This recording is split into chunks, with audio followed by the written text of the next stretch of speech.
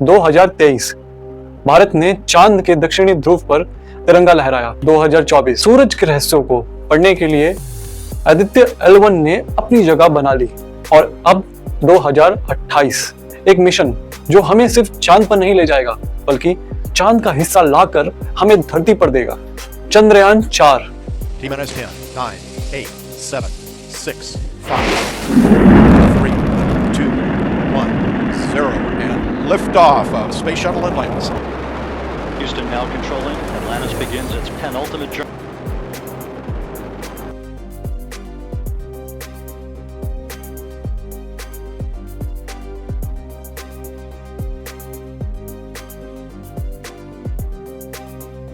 चंद्रयान 4 इसरो का सबसे महत्वाकांक्षी मिशन।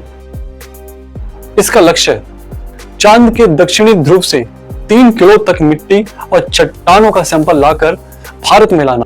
ये काम अब तक सिर्फ अमेरिका, रूस और चीन कर पाए हैं और इस बार भारत इस एलीट क्लब का हिस्सा बनने जा रहा है। ये मिशन एक नहीं 2 लॉन्च में पूरा होगा। पहले लॉन्च में एसेंडर मॉड्यूल डिसेंडर मॉड्यूल को लॉन्च करके अर्थ की ऑर्बिट में भेजा जाएगा और दूसरे लॉन्च को जो 1 महीने के अंतर पर होगा उसमें transfer module, re entry module, propulsion module को ऑर्बिट में भेजा जाएगा। दोस्तों, मॉड्यूल अलग अलग स्टेप्स मिलके एक प्रोसेस कंप्लीट कर रहे हैं तो उसको मॉड्यूल के नाम से हम यहाँ पे समझ रहे हैं, जिसे एक मॉड्यूल का नाम दिया गया है। ये सभी मॉड्यूल अर्थ ऑर्बिट में आ जाएंगे, इन्हें डॉक किया जाएगा और फिर मिशन चांद की ओर बढ़ेगा। इस मिशन को समझने के लिए इन सभी 5 मॉड्यूल्स को समझना जरूरी है।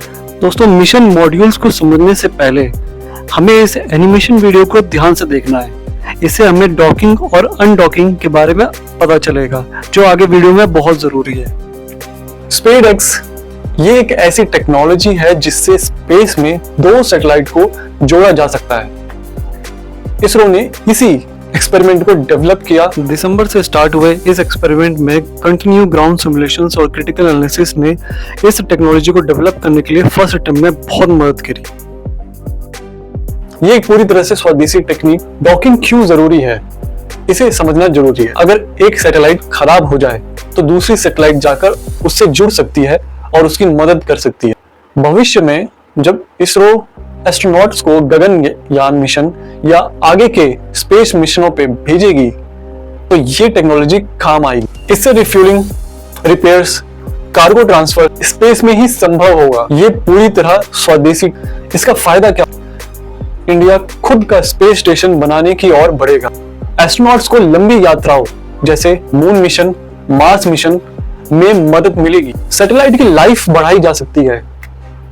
सैटेलाइट की लाइफ बढ़ाई आसान शब्दों में, स्पेसएक्स टेक्नोलॉजी इसरो के लिए उतनी ही जरूरी है जितनी पेट्रोल पंप कारों के लिए।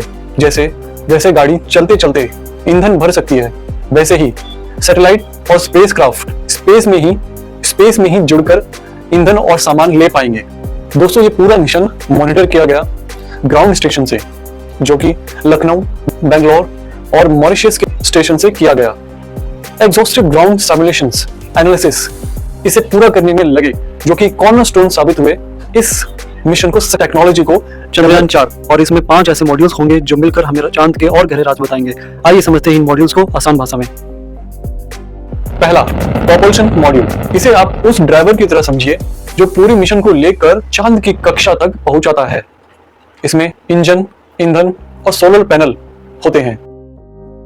दूसरा, डिसेंडर मॉड्यूल, लैंडर मॉड्यूल भी इसे कहा जाता है। लैंडर जिसका काम है चांद पर धीरे धीरे उतरना। सेंसर्स और थ्रस्टर्स इसे सेफ लैंडिंग करवाते हैं। इसके बाद रोबोटिक आर्म चांद की सतह से सैंपल इकट्ठा। जैसे ही सैंपल अच्छे से स्टोर हो जाएंगे, एसेंडर मॉड्यूल एक्टिवेट हो जाएगा और इजेक्शन स्टार्ट हो जाएगा लैंडर से। लैंडर एक लॉन्च पैड की तरह काम करेगा जो सपोर्ट करेगा लॉन्च को। चौथा है ट्रांसफर मॉड्यूल। लॉन्च हुए सैंपल लो लूनर ऑर्बिट में आएंगे, जहां पे इंतजार कर रहे होंगे ट्रांसफर मॉड्यूल और री एंट्री मॉड्यूल। चौथा, ट्रांसफर मॉड्यूल। सैंपल कलेक्ट किए जाएंगे ट्रांसफर मॉड्यूल से, ट्रांसफर होके ये री एंट्री मॉड्यूल में सेफली स्टोर किए जाएंगे और यहीं पे पेलोड्स रिलीज कर दिए जाएंगे। पांचवा है री एंट्री मॉड्यूल। दोस्तों री एंट्री मॉड्यूल को कुछ इस तरह से बनाया गया है जो अर्थ की एटमॉस्फेयर को झेल पाए और सेफली हमें सैंपल अर्थ की धरती पर लैंड करके हमें दे सके। ये नमूने हमारे वैज्ञानिकों को बताएंगे कि चांद की सतह पर पानी की मात्रा अभी कितनी है। दोस्तों चांद की सतह पर पानी पहले भी खोजा जा सका है, मगर इस बार ये अलग क्यों है?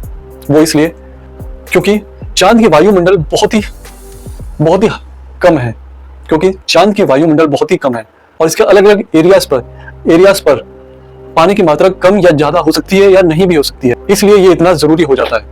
मिट्टी की संरचना कैसी है और इंसानों के लिए वहां रहना संभव है या नहीं? चंद्रयान 4 सिर्फ एक मिशन नहीं, ये भारत के 2040 तक चांद पर इंसान भेजने के सपने की पहली सीढ़ी है। और जहां चंद्रयान 4 हमें चांद के राज बताएगा, वहीं आदित्य L1 सूरज की आंखों में आंखें डालकर तूफान, गर्मी और उसकी ऊर्जा का राज खोल रहा है। ये मिशन हमें स्पेस वेदर के खतरे से बचाएगा ताकि हमारे सैटेलाइट, पावर ग्रिड और भविष्य के चांद मिशन सुरक्षित रहें। भारत का अंतरिक्ष सपना अब सिर्फ आसमान तक नहीं, ब्रह्मांड तक है। चंद्रयान 4 और आदित्य L1 ये साबित कर रहे हैं कि आने वाले सालों में दुनिया भारत को सिर्फ देखेगी नहीं, उससे सीखेगी। ये है नया भारत और ये है उसका नया स्पेस युग। अगर आपको लगता है कि ये भारत गोल्डन स्पेस एरा है तो इस वीडियो को शेयर कीजिए और कमेंट में लिखिए जय हिंद, जय विज्ञान।